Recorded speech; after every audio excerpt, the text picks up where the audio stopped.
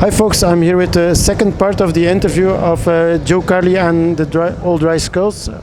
Um, Next question about the band. How did you came up with the band name? Is there a meaning behind the band name? I see also on your site it's the All Dry Skulls. That's the name, the username of the site. So maybe that's also like the intention.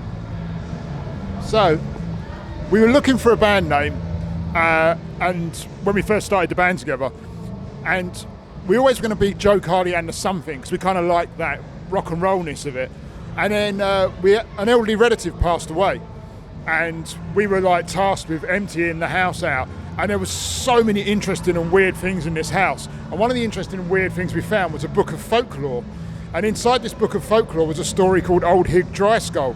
And it's about a skull that lives in the jungle, like a talking skull.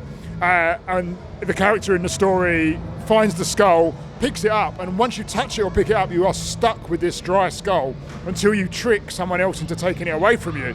And we're like, oh, that's a cool name, like Old Dry Skulls. And we like the whole idea of the story.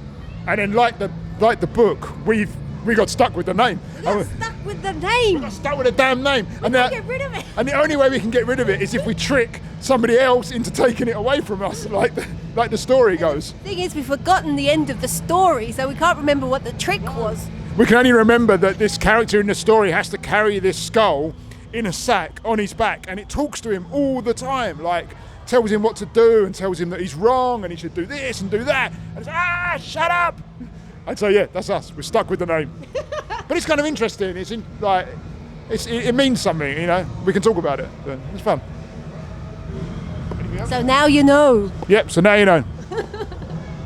But honestly, your name is very well chosen. If you Google your name, you even don't have to write the whole name, then you already find you. So because a lot of bands, they have like all the same name, and then you don't find them, you confuse them, or they have the same style, quasi the same name, so it's so hard. So what are your near future plans after the tour, or not maybe directly after the tour, but after what is important?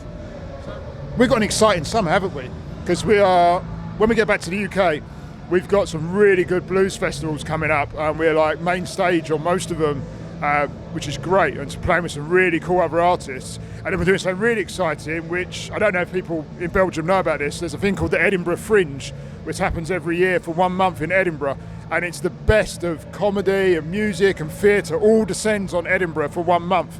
And we're going there, us three, to do a special run of shows, which is quite an important thing for us in our career. And it will, we might get to see some amazing stuff, and hopefully people come see us, and that's really exciting. So have a look at the Edinburgh Fringe. Come and see us in Scotland. Come and see us at the blues festivals in the UK. And then September we'll be back here. November we'll be in France. December we'll be in Italy. There you go. Yep. And when we're not doing that, we're writing and recording new music for an album probably out next year. Yeah.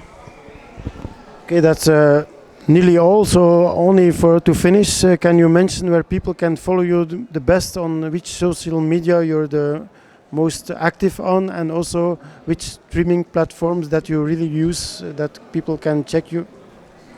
So, the best way to follow us is to go to our website and join our mailing list, because then you get nice emails from us, not too often, but you get something nice written, you get some information. Facebook, of course, we have. You can just find it, Old Dry Skulls. Instagram we use, all this stuff. But yeah, really, the best way to stay in touch with us is to write to us. We like to get messages as well, don't we? So you can actually just go to our website, send us an email, we'll reply. You can go to Facebook, send us a message, join our mailing list, like us on Facebook. We like to get personal messages from people, so please write to us and say, hey, I checked your album out, or I watched this video, or stuff like that. That's really cool if you can do that. Anything to add? No. And if you want to hear the music, of course, I'm not even going to mention where it is, because I'm not a fan of the streaming sites, but vinyl.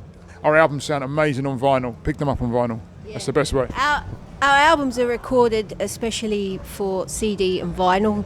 So if you listen to them in the other way, you're kind of doing yourself an injustice. Yeah.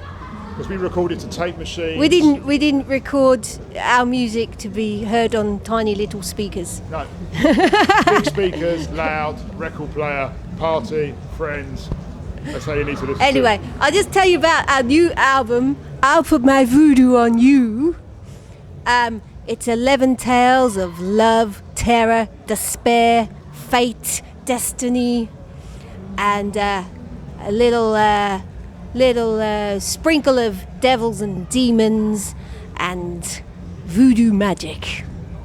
There you have it. Check it out.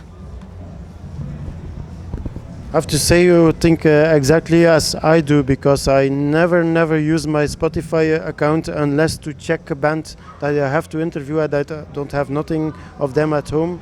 I only listen to records on vinyl and on CD at home, so that's the best thing. That's the best thing. Tapes also. So thank you very much. Interview was done by Jan Vervaeke for Jan Vervaeke YouTube and for Jan Vervaeke Photo and Film Facebook page. Thank you very much. See you.